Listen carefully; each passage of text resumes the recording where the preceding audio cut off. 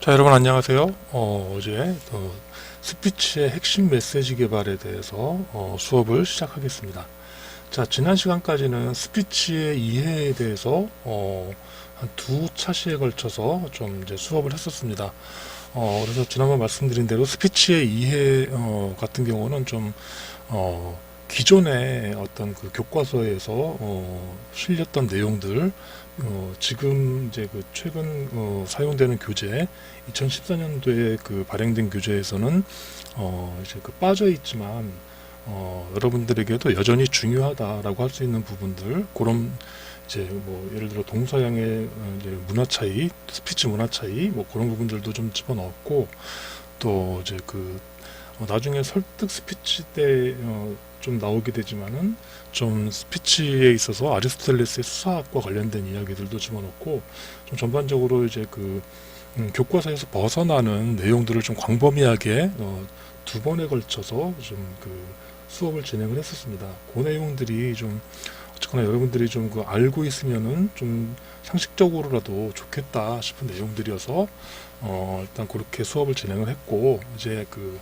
본격적으로 스피치를 어떻게 좀 구성할 것인가 하는 부분들에 대해 들어가게 될 텐데, 첫 번째가 핵심 메시지의 개발입니다.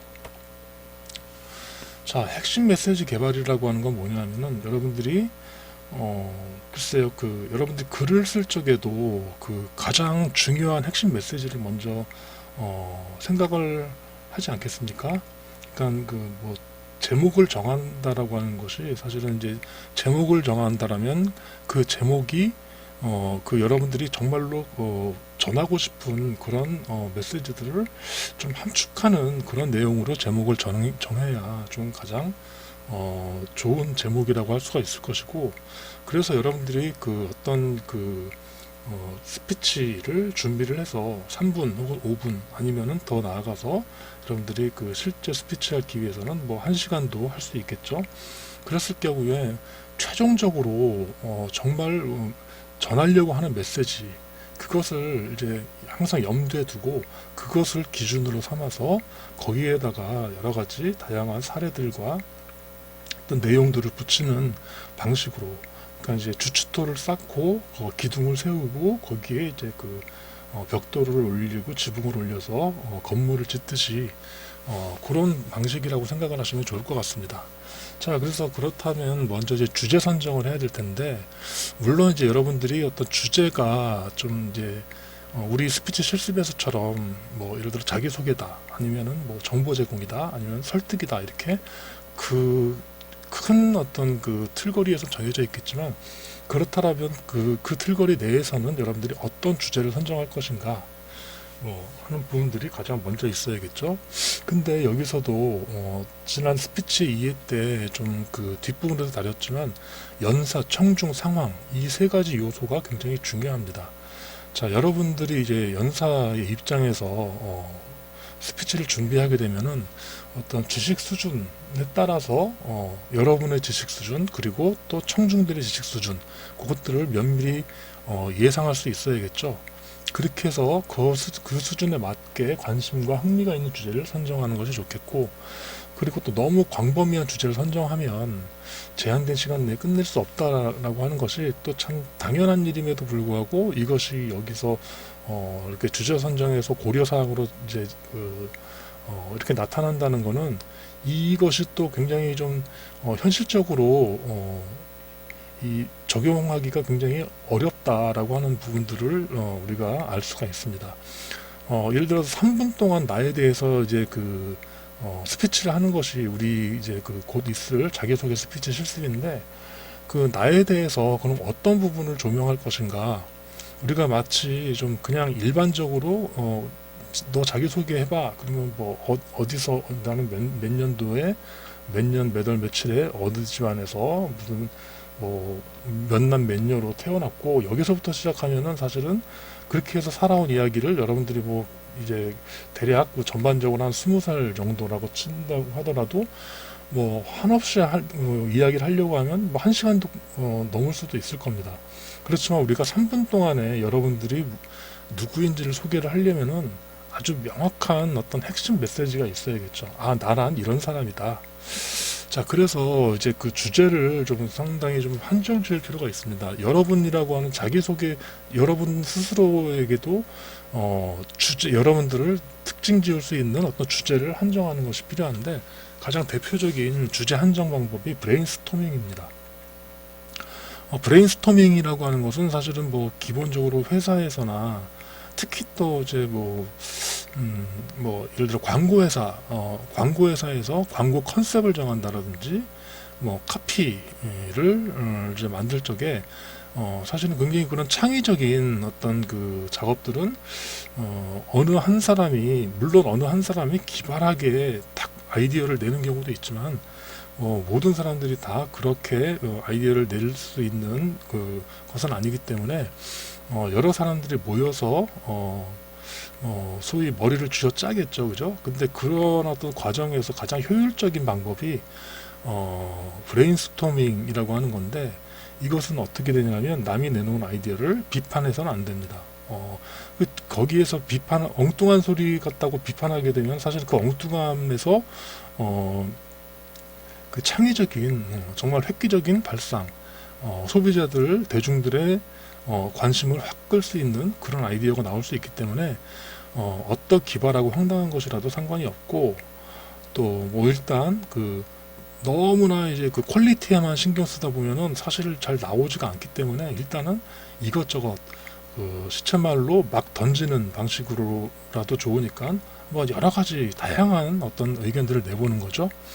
그리고 이 아이디어를 해서 이제 연상시키는 거죠. 이거를 바탕으로 해서 다른 아이디어가 나오도록 하는 그런 방식으로 이제 우리가 주제를 한번 생각해 볼 수가 있겠습니다. 이제 이거는 러브라고 하는 이제 이걸 영어 사전에서 영영 사전이었나? 제가 러브라고 하는 걸로 이거 쳐봤는데 지금 이렇게 6가지 의미가 나왔었습니다. 첫 번째가 사랑, 애정, 호의. 이제 그냥 일반적인 애정, 아무래도 그렇게 사랑이라고 할 수가 있겠고, 두 번째는 특히 연애적인 목적이나 아니면 좀 더 정욕적인 측면. 세 번째는 이제 사랑보다는 좀 애호함, 좋아함, 사물에 대해서. 그리고 아니면 네 번째로는 애인이나 연인을 그대로 지칭하기도 한다, 사람을. 그리고 다섯 번째는 신의 사랑, 자비, 이런 부분들이 있겠고, 여기에는 부모 자식 간의 사랑도 들어가겠죠. 6번째는 또 애인 연인과 마찬가지로 유쾌한 사람, 예쁜 물건 이런 것들을, 사람이나 물건을 지칭하는 경우도 있다고 합니다. 그래서 굉장히 스펙트럼이 이제 넓은데, 우리가 이 러브라고 하는 걸 가지고 이제 그 주제를 선정한다면, 사실 제가 요런 방식으로 예시를 든 거는, 누구든 러브라고 하는 것을 이제 사랑이라고 하는 걸 가지고 주제를 정할 적에 이렇게까지 생각하진 않겠죠. 하지만 사전적인 의미에서 이것을 다 좀 종합해 보면, 첫 번째가 인간에 대한 사랑, 그리고 두 번째가 신 혹은 부모 자식 간에 대한 사랑, 세 번째가 사람이나 아니면 그냥 사물에 대한 사랑, 이런 것들 이렇게 좀 나눠볼 수가 있는데, 가장 일반적인 사랑은 인간에 대한 사랑이겠죠. 근데 인간도 보면은 사실 연인 간의 사랑이 가장 대표적으로 이제 이야기가 되고 있지만, 친구 간의 우정도 사랑에 속할 수가 있고, 부모에 대한 사랑, 물론 이제 아까 신에 대한 사랑, 부모 자식 간의 사랑에서는 이제 부모가 자식에게 내리사랑이라고 하죠. 그런 부분들은 신의 사랑에 필적한 것이고, 여기서 인간에 대한 사랑은 어쨌거나 부모님과 자녀 간의 어떤 효와 자, 이런 부분들 또 이렇게 나눠볼 수가 있겠습니다. 그럼 연인 간의 사랑에서도 사실은 옛날에는 연인 같으면은 이제 주로 저희 세대 때만 해도 그냥 이성애적인 사랑이 이성애적인 것이 모든 것이었습니다. 동성이라든지 이런 것들은 굉장히 좀 잘 드러나지 않는 이제 그런 시대였지만, 지금은 굉장히 이제 그런 부분들이 또 이제 다양성이라고 하는 측면에서 또 많이 사회적으로 담론화되고 있고, 또 많이 아직도 여전히 차별은 많지만 받아들여지고 있는 거죠. 동성이나 양성도. 자, 어찌됐건 간에 그 중에서도 가장 일반적인 이성적인 사랑에 대해서 주제를 한정 지을 수 있다. 그러니까 이거는 아주 굉장히 일반적인 이야기지만 이제 이렇게 다양한 많은 스펙트럼에서 어느 한 가지를 고르는 이 과정들이 좀 중요하다라고 제가 예시를 들은 겁니다. 이것도 그렇습니다. 이게 환경 오염이라고 하는 것들도, 자, 이게 사실은 그렇습니다. 환경 오염에 대해서 이야기를 한다면 아주 다양한 많은 이야기들이 있지만 그 중에서도 가장 중요한 것들, 환경 오염이라면 이런 정도는 얘기를 해봐야 하지 않을까라고 하면, 일단 환경 오염의 원인, 그죠? 원인이 무엇일까 한번 생각해 볼 수가 있겠고, 아니면 피해를 먼저 생각해 볼 수도 있겠죠. 환경 오염으로 인해서 여러 가지 피해가 나는데, 그래서 그렇다면은 이것이 왜 환경 오염의 원인이 무엇인가를 알아보고, 그 다음에 이걸 어떻게 해결할 것인가, 이런 방식으로 이제 살펴볼 수가 있겠죠. 이런 세 가지 요소가 가장 이제 중점적인 환경 오염에 대한 어떤 주제라고 볼 수가 있겠고, 하위 주제겠죠. 그 주제에 따라서 여러 가지 다양한 좀 이야기거리들을 이렇게 좀 볼 수가 있겠습니다. 근데 만약에 여러분들에게 주어진 시간이 만약에 1시간이다, 그러면은 이것들에 대해서 더 여러 가지 다양한 이야기들을 할 수가 있겠죠. 환경 오염 피해 상황에 대해서 한 20분 정도, 원인에 대해서 20분, 해결 방안에 대해서 20분, 그러려면 또 여기에 대해서 각각 한 7, 8분씩 배당할 수도 있겠고, 그렇겠지만 여러분들이 만약에 예를 들어 이걸 정보 제공이나 설득 스피치라고 한다. 그래서 지금 그렇다면은 일단 피해 상황에 대해서 집중적으로 요 주제를 선정을 해서 이 피해 상황이 이러니 환경오염을 일으키지 말자라고 하는 방식으로, 예를 들어 이걸 5분짜리로 압축을 할 수가 있겠죠. 그렇게 되면 여기에서는 환경오염의 피해에 대해서 1분 정도 서론을 꺼내고, 각각 이걸 1분, 1분, 1분씩 하고 나머지 1분을 예를 들어서 결론을 낸다. 이제 예를 들면 이런 방식으로 해가지고 5분 스피치를 구성할 수가 있을 겁니다. 그리고 이제 더 시간이 더 주어진다면 이걸 전체를 아울 수가 있겠죠. 그러니까 아까 초기에 이야기했던 것처럼 너무 광범위한 주제를 모든 것을 아우르려고 하면 안 되고, 정해진 시간이 있기 때문에 그 정해진 시간에 따라서 가장 중요한 그런 것들을 먼저 선별하고 거기에 한정 지을 필요가 있다. 그래서 주제를 선정함에 있어서는 주제를 한정 짓는 것이 가장 중요합니다. 자, 이거는 이제 그래서 이게 어디 제가 그냥 블로그 검색을 하다가 이렇게 마인드맵이라고 이제 키워드를 놓고 검색을 하니까 요런 어떤 사람이 여학생 같아요, 그죠? 2014년도에 23살 여성이네요, 그죠? 대학생 정도 됐을까요? 그런 것 같습니다. 자기에 대해서 마인드맵을 그리는데 이렇게 인적사항, 경력, 그다음에 성격의 장점과 단점, 그리고 비전에 대해서 네 가지를 나눴는데, 특히 성격에 대해서 좀 더 비중 있게 다뤘네요. 그렇게 해서 이렇게 보면은 이게 사실은 여러분들 같은 경우도 이렇게 마인드맵을 들어보면은 이렇게 다양한 이야기거리들이 있을 겁니다. 그래서 제가 말씀드린 것처럼 여러분들이 어디서 태어나서 어떻게 가족관계가 어떻고 여기서부터 시작해서 전체를 하다 보면 1시간이 넘게 걸릴 수도 있다는 거겠죠. 그렇지만 여러분들에게 주어진 시간은 3분이다. 자, 그렇다면 여기에 3분을 쓸 것인가,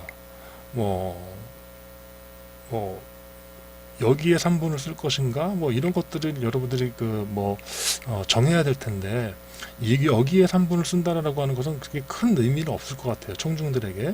그렇다면 여러분들이 난 이런 것을 해봤고 앞으로 이제 인생에서 직업이라든지 삶의 방식을 이런 방식으로 가고 싶다라든지, 아니면 비전에 대해서 이야기한다든지, 성격 같은 경우는 또 이제 성격 중에서도 긍정이나 단점을 다 같이 얘기할 수도 있겠지만, 그쵸, 이거 긍정이나 단점 어느 하나만, 특히 내 단점은 3분 동안 이렇습니다라고 할 수는 없으니까, 뭐 그렇게 해서 여러 가지 여러분들의 어떤 여러분들이 가지고 있는 다양한 자산들 중에서 어느 일부를 뽑아야겠죠.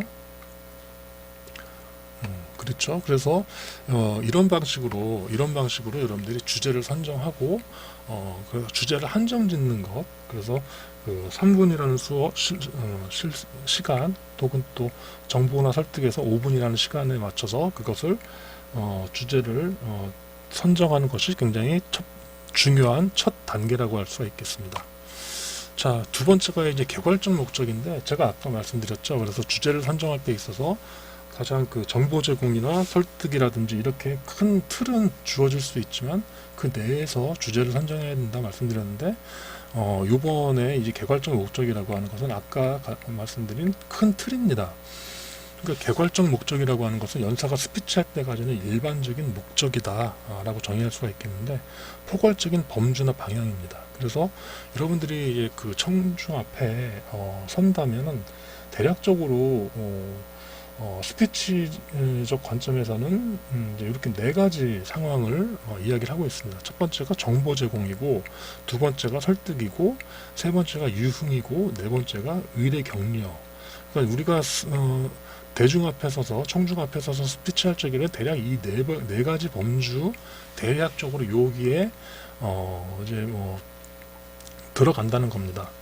근데 이제 물론 이제 또 여기를 벗어나는 이제 특수한 뭐 이제 사례들이 있겠죠. 뭐 예를 들어서 종교에서의 이제 설교 같은 경우는 또 이 네 가지 중에 또 어느 하나에만 딱 그 이어지는 것은 아니지만 그러나 이제 그 특정 그 종교적인 사례일 뿐이고 일반적인 경우에는 대략 이런 네 가지 정도 유형의 스피치를 하게 된다라는 겁니다. 그래서 정보 제공 같은 경우는 투자나 사업 설명회 같은 게 대표적인 건데 목표가 인식 및 인지 단계입니다. 그러니까 말하자면 청중들에게 이러이러한 주제에 대해서 알려주는 거죠. 인식을 형성하고 제고한다. 그래서 설득의 전 단계라고 굳이 이야기하자면 볼 수가 있겠습니다. 일단 설득을 하려면은 이것이 무언지를 알려주고 그래서 이것을 가지고 이러한 정보를 통해서 여러분들이 어떻게 생각하고 행동해야 된다라고 하는 것을 설득이라고 한다면 정보 제공은 뭐 그 전 단계라고 볼 수가 있는데 그렇기 때문에 정보 제공은 사실은 이것을 얼마나 정보를 잘 전달했는가 하는 부분들이 초점이 맞춰지겠죠. 그러다 보니까 뭐 활용 도구, 그래서 설명, 보고, 묘사, 정의, 시범 특히 뭐 시범 같은 경우가 사실은 좀 더 이렇게 좀 청중들의 눈에 확 띄는 그런 어떤 도구들이 될 수가 있겠죠. 자, 그리고 이제 설득 같은 경우는 이제 정치인의 선거 유세가 가장 대표적인 사례인데 정치인들은 어떻습니까? 나를 찍어주세요. 뭐 대략 이렇게 되지 않겠습니까? 뭐 지금 뭐 국회의원 선거든지 대통령 선거든지 아니면 뭐 자치단체라든지 뭐 이런 부분들이 가장 대표적인 설득 사례이고 사실 여기 또 쓰진 않았지만 우리가 늘상적으로 접하는 광고도 이제 설득 메시지 그러니까 이제 이걸 주로 이제 그 커뮤니케이션 학적 관점에서는 설득 커뮤니케이션이라고 합니다. 그리고 설득컴에서는 오히려 이제 광고가 가장 일반적인 설득 커뮤니케이션의 형태로 연구가 되고 정치인의 어떤 정치인의 설득 것도 이제 정치 커뮤니케이션이라고 하는 관점에서 그것도 설득 커뮤니케이션의 한 요소로 정치적인 설득도 포함이 됩니다. 자, 그래서 정치인들이 나를 찍어주세요라거나 기업이 이제 그 광고를 통해서 우리 제품을 사주세요.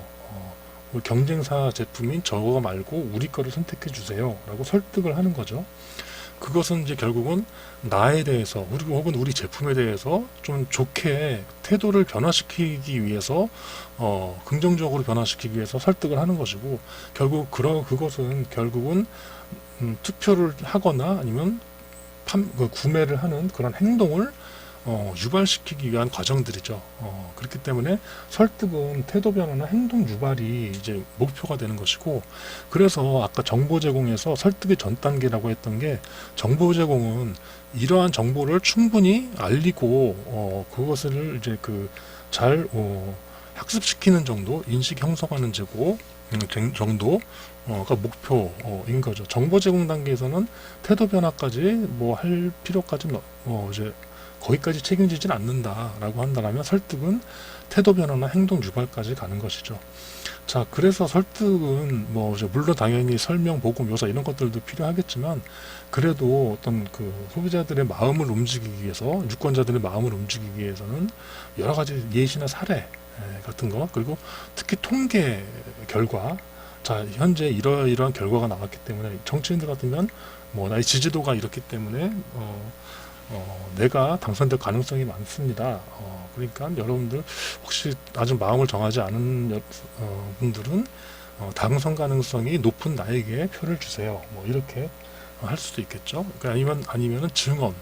이 증언도 사실은 뭐 이제 전문가, 일반인 뭐 이렇게 다양한 이제 모델들이 어떤 여기에 대해서 어떤 이 사안에 대해서 증언을 하게 되면 훨씬 더 설득력이 높아진다는 거겠죠. 그래서 우리 이 수업에서는 정보 제공과 설득까지를 가장 일반적인 이제 스피치의 유형으로 보고 이 부분에 집중을 합니다. 그 밖에 유흥이나 의례 격려 뭐 이런 부분들이 있는데 이런 부분들은 사실은 뭐 유흥 같은 경우도 유흥의 이제 스피치 같은 경우 사실 우리나라는 그렇게 크게 이런 부분들이 일반적으로 많이 발달하지 않은 것 같아요. 그저 그냥 주로 이제 그 요런 것들은 미국이나 유럽, 그러니까 외국 서양 쪽에서는 많이 이런 것들이 있겠죠, 그죠?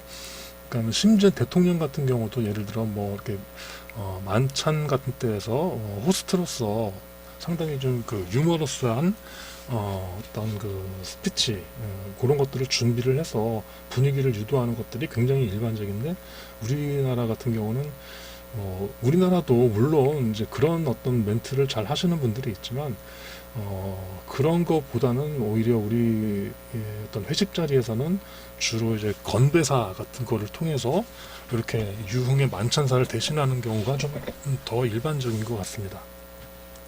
의례나 격려는 축사나 치사 뭐 이런 것들이겠죠. 자, 위에 보시면 설민석 그 선생의 이 사례가 있는데 여러분들이 이걸 봤는지 모르겠지만 통일에 대한 이야기입니다. 자, 이거 설득의 한 사례인데 이거를 이 사람이 한 몇십 분에 걸쳐서 강의를 했겠지만 가장 이제 핵심적으로 보면 이 사진 세 개로 이제 이야기가 될 수가 있습니다. 그러니까 사실 이제 여러분들에게 뭐 통일에 대해서 질문을 하면은 통일에 대해서 별로 탐탁치 않게 여기는 그런 이제 결과들이 많이 있고 그것이 왜냐하면은 통일 예상 비용 독일의 통일에서 서독이 옛날 구서독이 구동독을 흡수 통일하면서 그 경제적인 비용이 엄청나게 많이 들어서 굉장히 고생을 했던 그런 사례가 있습니다.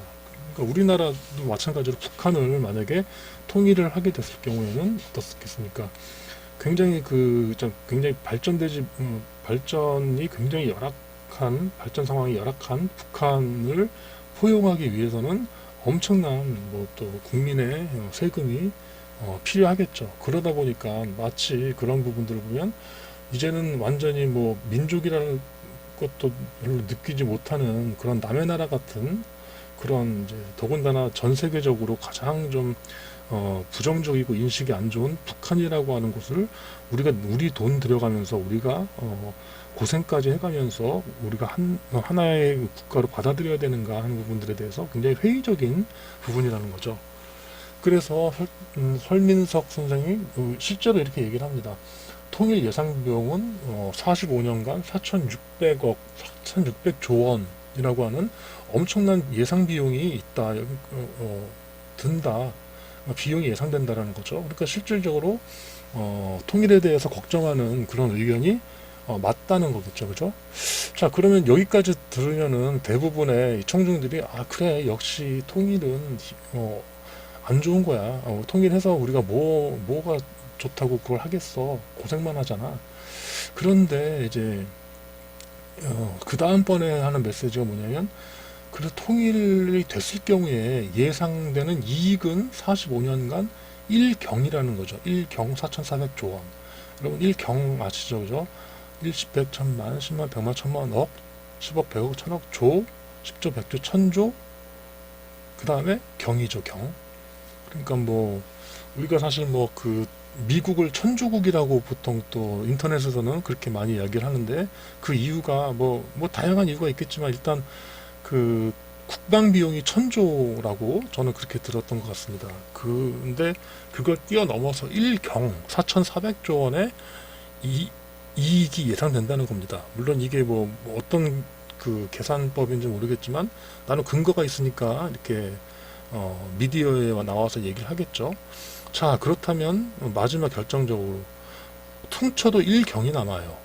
4600조가 비용으로 사용되는데 나중에 돌아올 이익은 1경 4400조니까 대략 1경 정도가 남는다는, 그야말로 남는 장사다라고 하는 이야기인데, 이런 이야기를 만약에 들으면 저도 굉장히 설득력이 높아져서 굉장히 통일에 대해서 최소한, 물론 당장 통일하자라고 뭐 그렇게까지는 뭐 못하겠지만 그래도 좀 다르게 생각해 봐야 되겠는데 뭐 이런 생각이 들겠죠. 통일이 내가 생각했던 것만큼 그렇게 뭐 부정적인 것만은 아니네. 그러니까 뭐 인도적인 차원에서 뭐 우리가 고생을 해가면서 우리 돈 들여서 북한 주민들을 포용한다 뭐 이런 개념이 아니라, 실질적으로 북한의 많은 자원이라든지 개발되지 않은 지하 자원이라든지 다양한 또 이제 그 북한과 이 대한민국이 합쳐졌을 때의 어떤 인구수라든지 그다음에 세계적인 어떤 뭐 나름대로의 위상이라든지 이런 것들이 지금보다 훨씬 더 높아지고, 거기에 따른 이제 이익을 생각한다면 어찌됐건 간에 뭐 언뜻 이해는 안 가지만 뭐 1경 4400조 원이라고 하는 거죠. 뭐 이런 식으로 만약에 본다면 통일 다시 한번 생각해 봐야겠다. 뭐 남는 장사라는데 뭐 이 정도면은 좀 우리가 해봐야 되는 거 아닌가 하는 그런 어떤 태도 변화는 가능할 수 있을 것 같습니다. 그렇게 되면은 이 설민석 선생의 설득 스피치는 성공을 했다라고 볼 수가 있는 겁니다. 뭐 개괄적 목적, 이게 사실은 근데 이제 한승원 변호사라고 하는 분이 그 이분이 옛날에는 미디어에도 자주 나오고 나름 유명 인사였는데, 지금은 이제 도저히 뭐 연세가 많이 드셨기 때문인지 뭐 하여간 이제 이 책을 내셨는데, 이분이 이제 변호사로서 살면서 여러 가지 다양한 이제 이런 스피치들을 모았던 거겠죠. 모았는데 굉장히 다양한 것들이 있다라는 겁니다. 우리가 스피치에 있어서 보면 사실 기념사라든지 격려사, 이취임사라든지 뭐 건배사, 송년사, 주례사, 이렇게 다양한 우리가 일반적인 설득이나 정보 제공 이런 정도가 아니라, 이런 다양한 유흥이나 아니면 뭐 의례라든지 굉장히 다양한 설득의 그 유형들이 있다라는 것을 이거를 통해서 우리가 알 수가 있겠고, 사실 여러분들 지금 현재에서는 여러분들이 굳이 이런 스피치를 뭐 기회도 별로 없겠죠. 할 일도 없고. 그러나 여러분들이 만약에 한 40대에서 한 50대 이렇게 만약에 가서 사회적인 나름대로의 어떤 위치가 이제 어느 정도 뭐 부장급이나 임원급 정도가 된다라면 뭐 이런 그 일들을 많이 하게 될 겁니다. 뭐 아주 뭐 회장님 정도, 사장님 정도 되면 기념사나 격려사 같은 것, 이취임사 같은 걸 하게 될 거고, 아니면 여러분들이 뭐 건배사나 송년사라든지 뭐 또 아니면 뭐 주례를 볼 수도 있겠죠. 뭐 이것도 한 50대 돼서 60대 돼서 그렇게 되기 때문에 그때는 아마 여러분들에게 굉장히 필요한 이제 그런 스피치들일 겁니다.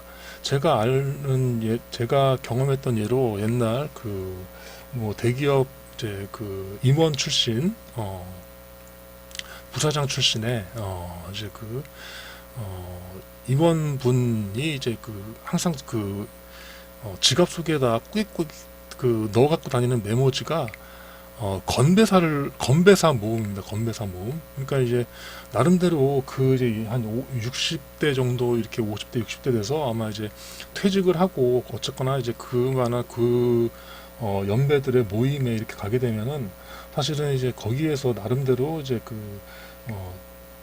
그 리더십을 발휘할 수 있는 게 바로 건배사나 송년사 같은 건데, 그런 것들을 기반한 아이디어의 어떤 건배사를 이렇게 모아두고 있다가 한 번씩 끄집어내서 주위에 어떤 또 이제 그 칭찬을 받고 그것을 또 굉장히 즐기는 그런 모습들을 볼 수가 있었습니다. 그래서 스피치 유형은 다양하다. 하지만 우리가 지금 필요한 것은 이제 결국은 정보 제공이나 설득 스피치다 라고 하는 부분들입니다.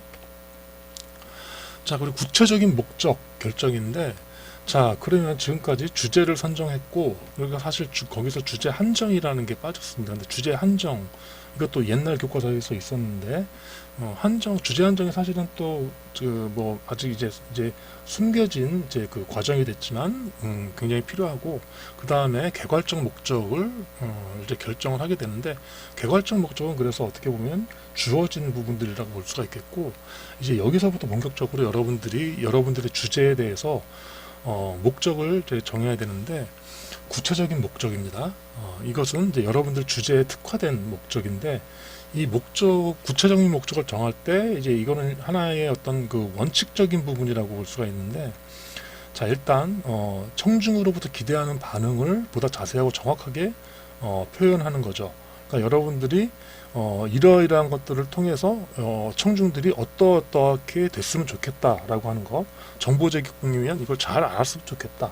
설득이면은 이것이 감정이나 이런 감정 변화라든지 아니면 실제로 행동까지 좀 변화할 수 있는 그런 상태가 됐으면 좋겠다라고 하는 것을 표현하는 건데, 그러기 위해서는 스피치 주제를 이렇게 여기서도 한정 얘기 나오는데 좁힐 필요가 있다. 그리고 특히 특징적인 부분으로 청중과 주제를 명시해서 개괄적 목적을 목적구로 표현하는 겁니다. 뭐뭐 하기 위해서.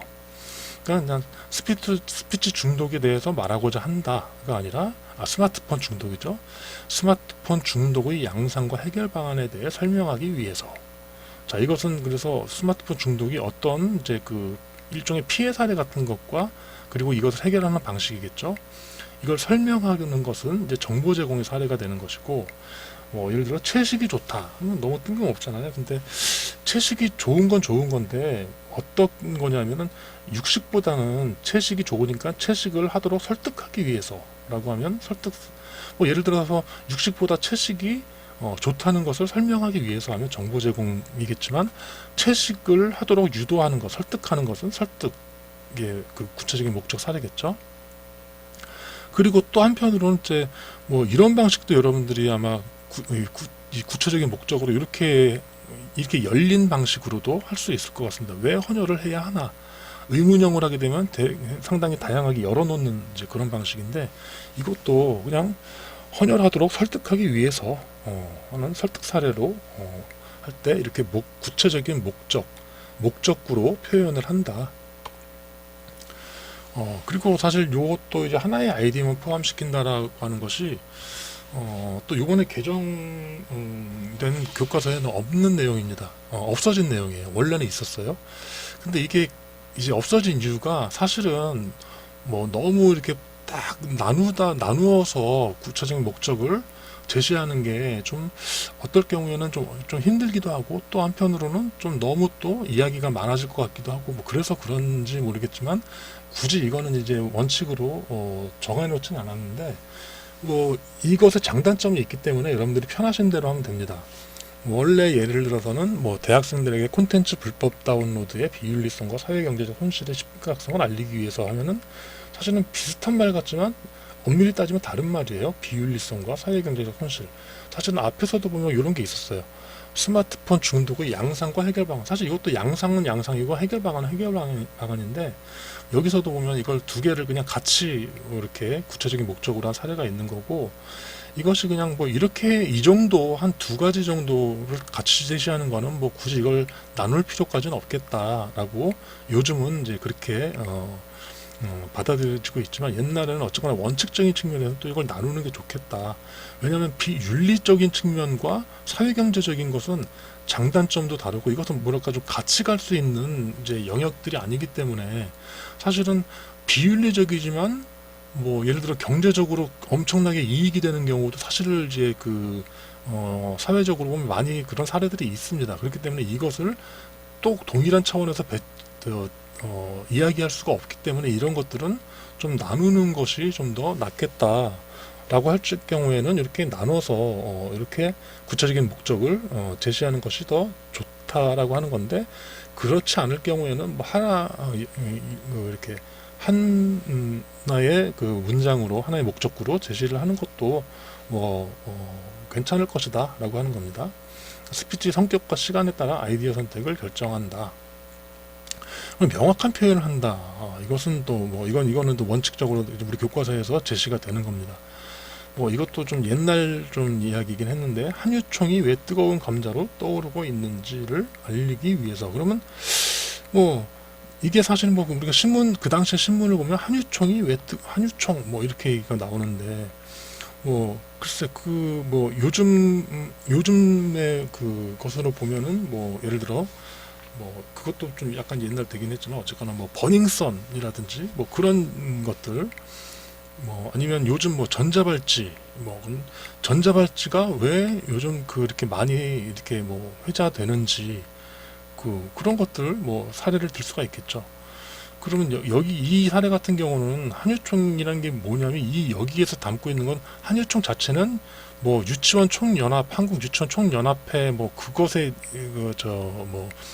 줄임말이겠지만, 이것이 왜 뜨거운 감자로 떠오르고 있는지 하는 것은 이 한유총 관련된 이슈라는 거겠죠. 근데 그렇다면 그 이슈가 정확하게 무엇인지를 명확하게 표현해 주는 게 좋다라는 거죠. 그러니까 유치원의 정보지원금 부정 사용에 대한 한유총의 문제죠.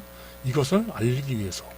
그러니까 한유총 자체만 언급한 것도 명확하지가 못할 뿐더러, 뜨거운 감자라고 하는 것들도 사실 직관적으로는 이런 표현을 딱 듣기만 해도 무슨 내용인지는 좀 예상이 되죠. 하지만 그래도 구체적인 목적에서는 좀 구체적으로 명확하게 표현하는 것이 좋겠다는 그런 내용들입니다. 그리고 구체적인 목적을 결정하는데, 그래서 이 핵심 메시지를 결국은 이렇게 정할 수가 있습니다. 핵심 메시지는 구체적인 목적을 달성하기 위해서 연사가 스피치에서 해야 할 말을 간결하게 하나의 문장으로 표현한 것.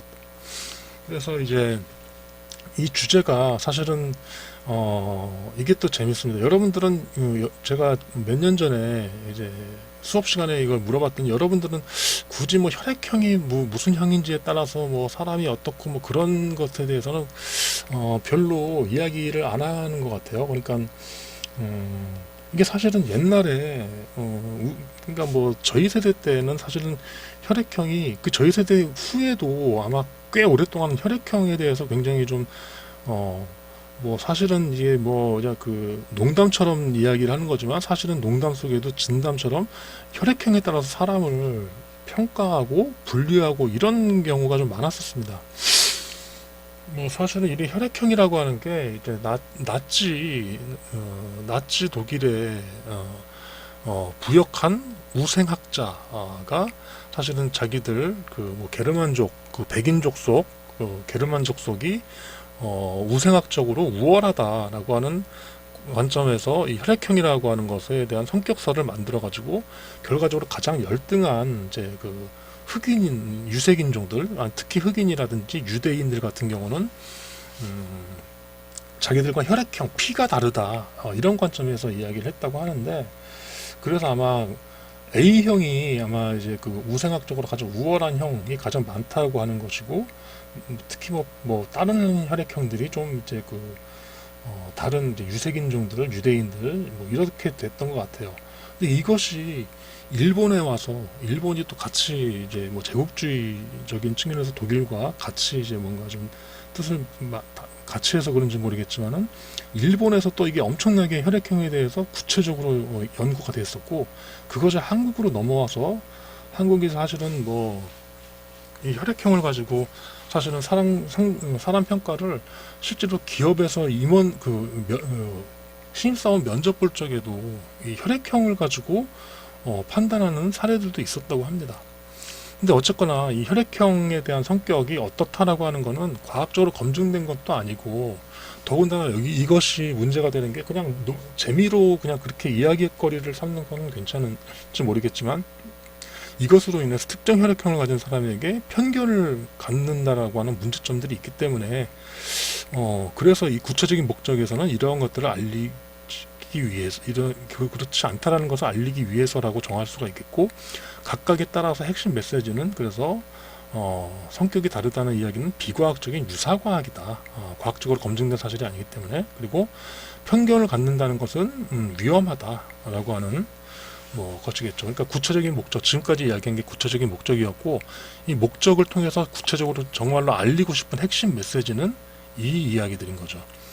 자, 그래서 여기서는 이제 주제 한정까지 제가 이렇게 이야기를 했어요. 혈액형도 그냥 혈액형도 예를 들어 혈액형의 어떤 구성 요소 이렇게 할 수도 있잖아요. 사실은 그래서 적혈구, 백혈구 이야기도 나올 수 있고, 혈액형에 따른 질환의 어떤 유형들도 할 수 있고, 여러 가지 주제들은 다양한데 그 중에서도 한정해서 혈액형 성격설에 대해서 한번 이야기를 해보겠다라고 하고, 그래서 개괄적으로 정보 제공이다. 그러니까 사실은 그래서 여기 정보 제공인데 그 정보 제공은 설득의 전 단계라고 했죠. 그러니까 이것이 비과학적인 유사과학이고 편견을 가지면 위험하다라고 하는 것을 알리는 거지만, 그래서 그러니까 이렇게 하지 말아야 한다. 이게 사실은 거의 설득 가까이까지 간 좀 부분이 있다고 볼 수가 있겠죠. 어쨌거나 그래서 유사과학이기 때문에 이런 것들을 예를 들어 이것을 캠페인을 벌이고 유사과학이기 때문에 또 이 편견을 갖는 건 위험하기 때문에 혈액형 성격에 대해서 더 이상 사회적으로 이런 것들을 이제 구체화시키는 것들을 금지하는, 예를 들어 아니면 이렇게 좀 최소화시키는 그런 캠페인에 동참하자. 만약 이렇다면 설득 스피치가 되겠죠. 근데 아직까지 여기는 설득까지는 아니고 그냥 이것이 안 좋은 거다라고 하는 것을 알리는 그런 관점으로 했을 때 이렇게 정보 제공의 성격의 어떤 핵심 메시지 개발 이라고 볼 수가 있겠습니다. 이건 핵심 메시지, 옛날에 또 주제문이라고 했어요. 이거를 주제문이라고. 근데 어쨌거나 핵심 메시지라고 보시면 되겠습니다. 그래서 핵심 메시지 작성, 요거가 이제 우리 교과서에서 나와 있는 내용인데, 다이아몬드 감별법. 그래서 여기서는 또 이게 약간 되게 좀 자유롭죠. 그러니까 또 저는 굉장히 좀 이런 부분들은 좀, 이건 제가 이제 참고 사례로 만들어 놓은 건데, 너무 멀리 원칙적이고 좀 약간 고지식한 측면이라면 이건 좀 약간 세련돼 보인다고나 할까? 근데 청중에게 다이아몬드를 감별하는 중요한 4가지 요소에 대한 정보를 제공하기 위해서. 핵심 메시지, 다이아몬드는 중량, 색깔, 투명도, 커팅 상태를 보고 감별할 수 있다. 그러니까 마치 구체적인 목적과 핵심 메시지가 사실은 뭐랄까 전반 서론과 결론을 마치 나누는 것 같기도 하고, 언뜻 보면 이 2가지 진술문들이 좀 이게 다른 이야기를 하는 것 같긴 하지만, 사실 이것이 이 자체가 하나의 스피치 이제 내용이 되는 거죠. 그러니까 제가 여기서 했던 것처럼 구체적인 목적을 쭉쭉 목적구로 하고, 이것에 대한 실제 하고 싶은 이야기를 이렇게 대응해서 하는 것, 이런 부분들도 있지만은 이렇게 하는 것도 가능하다. 국제아동기구 후원이라고 하는 건 이제 설득인데, 청중에게 국제아동기구의 후원자가 되어달라고 설득하기 위해서, 이건 후원자가 후원이 필요하다, 어렵다, 이런 것을 알게 하는 정도가 아니라 후원자가 되달라고 하는 거죠. 행동을 유발시키는 겁니다. 그래서 핵심 메시지는 국제아동기구 후원을 통해서 전쟁, 기아와 질병에 시달리는 개발도상국 어린이들을 구호하자라고, 이렇게 구체적으로 이런 메시지를 정함으로써 이렇게 설득하는 것입니다. 그러니까 사실 여기 교과서에서 나와 있는 내용, 이런 구성이 사실은 좀 더 세련되고 그렇지만 하여간 여러 가지 다양한 방식으로 우리가 핵심 메시지를 작성할 수가 있겠습니다. 그 밖에도 우리 스피처 토론 교수님들 중에서 백미숙 교수님이 또 책을 내신 게 있는데, 이런 돌고래의 의사소통, 이거 정보 제공에서 돌고래와 간의 의사소통과 돌고래와 인간 간의 의사소통에 대해서 알려주기 위해서. 그래서 핵심 메시지, 돌고래는 자기네들뿐만 아니라 인간과도 의사소통할 수 있는 영리한 동물이다. 헌혈 같은 경우도 헌혈하도록 설득하기 위해서, 헌혈은 안전하고 하기가 쉽고 다른 생명을 구하는 일이기 때문에 헌혈에 동참해야 한다. 자, 굉장히 그래서 이런 부분들이 이런 형태가 사실은 굉장히 세련되고 여러분들도 이런 방식으로 좀 간략하면서도 좀 더 명확하게 사실 제가 여기 이거는 옛날 그 구교과서에 했던 내용 그 나왔던 사례를 바탕으로 제가 만든 건데 이런 것은 딱딱 대꾸도 맞고 틀도 좀 맞는 것 같지만 사실은 이것 이렇게만 해놓으면은 너무 그냥 주제만 쭉 나열해 놓은 느낌이 좀 들긴 해요. 그러다 보니까 좀 오히려 여기 이런 형태가 좀 더 구체적으로 좀 더 확실하게 목적은 목적대로 그다음에 핵심 메시지는 메시지대로 잘 나타낸 것 같아요. 그러니까 여러분들이 뭐 요런 방식으로 이제 이 핵심 메시지를 구성하시면 좋겠습니다. 그래서 핵심 메시지 개발 절차인데 요 토마토 얘기는 나중에 우리 정보 제공이나 설득 때 다시 한번 나올 텐데 여기서 보면 예를 들어 토마토를 선정한다라고 하면 이것도 주제 한정은 빠져 있지만 토마토는에 대한 정보를 제공하기 위해서는 구체적인 목적은 이제 토마토의 성분과 효능에 대해서 그죠? 그러면 핵심 메시지는 이 성분과 효능이 어떤지를 설명하는 거죠. 좋은 영양소가 풍부하기 때문에 올바르게 섭취하면 건강에 아주 이로운 식품이다. 근데 이것을 알려주니까 정보 제공이지 만약에 토마토를 먹기 위한 어떤 뭐 캠페인에 동참하자 아니면 하루에 몇 개씩 먹는 것을 실천하자 이렇게 되면 뭐 설득 스피치가 되겠죠. 자, 근데 그래서 여기서 보시면은 뭐 예전에 했던 학생들의 어떤 사례입니다. 이게 그래서 좀 나름대로 이렇게 목적은 목적대로 메시지를 메시지대로 잘 이렇게 정리를 했어요. 근데 뭐 이거 일단 그 형식이 이렇다는 거고 뭐 내용 자체가 뭐 잘했다 안 했다 이런 거보다는 여러분들이 만약에 이렇게 그 주제 핵심 메시지를 작성하면은 대략 했을 때 만약에 여러분 동료들이 작성한 걸 여러분들이 본다라면 이런 것일 것 같다라고 보시면 되겠습니다. 여러분들은 훨씬 더 좀 신중하고 더 잘 작성을 해야겠죠. 그래서 뭐 이거는 좀 이렇게 구체적인 목적은 보르헤스의 인생사와 작품 세계 정보 제공에서 라틴 아메리카에도 위대한 문화인이 있다는 걸 알리려고 그래서 보르헤스는 이런 사람이었다. 유럽에 큰 영향력을 미친 작가였다. 핵심 메시지는 이걸 알고 이것을 통해서 이런 목적을 달성하기 위해서다. 그리고 이것도 뭐 참 뭐랄까 도박의 대표적 게임과 위험성 대표적인 카드 게임들을 소개하고 왜 도박이 위험한지 핵심 메시지는 그래서 룰을 알고 친구들과 즐기되 카지노에서는 도박을 하지 말자라고 하는 그런 내용으로 일단 구성을 했습니다. 자, 이거는 뭐 그냥 또 그 밖에도 이거는 이제 우리가 그 주제문 한번 과제를 제출하는 것이 아니라 직접 수업 시간에 써보라고 한 겁니다. 써보기 위해서 했는데 요 학생들은 이제 아무래도 그냥 좀 이렇게 가장 그 손쉬운 방식으로 좀 했던 것 같아요.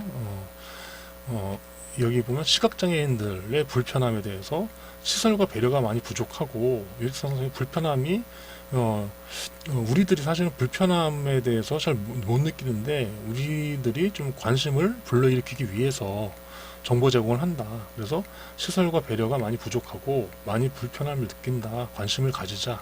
뭐 이런 식으로 일단 간단하게 즉석에서 쓴 메시지입니다. 그리고 담배, 주제 한정, 담배 해로움이죠. 담배도 담배 유형이나 뭐 담배 뭐 여러 가지 뭐 외국 담배, 우리나라 담배 얘기할 수 있겠지만 주제를 한정해서 담배의 해로움에 대해서 집중적으로 스피치를 하겠다라고 하는데 타인에게도 피해를 준다는 것을 알리기 위해서 그 담배로 인해서 돈을 많이 쓰게 된다는 걸 알리기 위해서 중독성 이야기도 그래서 간접 흡연이 안 좋다. 그리고 돈을 많이 담배 살 돈을 아끼면 돈을 많이 저금할 수 있다. 하는 게 그래서 좀 그 재밌는 그 즉석에서 했기 때문에 이렇게 좀 작성을 한 사례를 여러분들께 소개를 해드렸습니다. 자, 그래서 이것이 이제 우리가 핵심 메시지를 이렇게 작성한다 라고 하는 것을 우리가 알 수가 있었고 다음 시간에는 그래서 뭐 본론 하고 그다음에 서론과 결론 뭐 이런 방식으로 우리 스피치의 내용을 구성하는 그 과정들을 계속해서 수업을 통해서 알아보도록 하겠습니다. 자, 오늘 좀 수고 많으셨습니다. 다음 주에 뵙겠습니다.